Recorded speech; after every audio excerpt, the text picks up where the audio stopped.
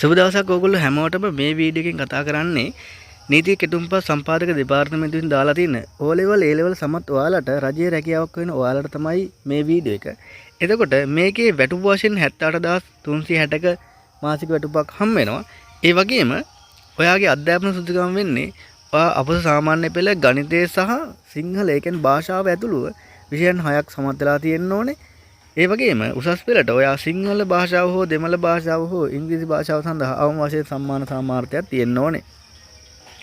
ඒ වගේම රජයේ පිළිගත් ආයතනයක පරිගණක කටයුතු පිළිබඳ අවම වශයෙන් වසරක පළපුරුද්දක් තිබිය යුතුය.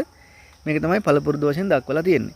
ඒ වගේම මේක තෝරා ගන්න ලබන්නේ විභාගයකින් ඔයාලට බුද්ධ පරීක්ෂණයක් සහ භාෂා පරීක්ෂණයක් පැවැත්වෙනවා. ඒ වගේම ඔයා විභාග ගාස්තු වශයෙන් රුපියල් 1000ක ගාස්තුවක් ගෙවිය යුතුයි. එයාලා දක්වලා තියෙන ලංකා බැංකු account number එකක් දක්වලා තිනවා. ඒකට ගෙවලා ඔයා රිසිට් පත ලබා ගන්න ඕනේ. account number එක මම ඔයාලා comment section එකේ mention කරලා තියන්නම්. ඒ වගේම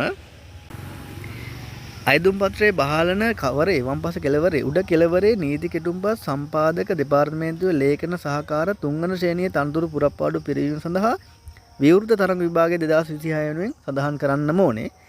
ඒක අනිවාර්ය කරලා තියෙනවා.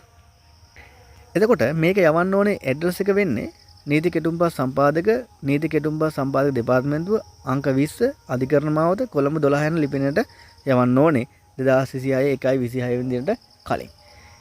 මම ඔයාලට පෙන්නනවා ආදර්ශ අයදුම් පත්‍රය. මේ තමයි ඔයාලට තියෙන ආදර්ශ අයදුම් පත්‍රය. වෙන කිසිවක් මේක සම්බන්ධ එක්ක අමුණා යවිය යුතු නැහැ. වෙන ලේඛිත කිසිවක් අමුණා යවිය යුතු නැහැ. ඒ වගේම ඔයාගේ අර මම හිතෙන් සඳහන් කරපු 1000ක රිසිට් පතක් ගෙවපු ලදුපත අලවන්න ඕනේ මෙතන. ඔයාගේ ලදුපතේ ඡායා පිටපතක් ඔයා ළඟ තියාගන්න. හරි. එහෙනම් මේ වගේම වීඩියෝ එකකින් ඔයගොල්ලන්ට ජය වේවා.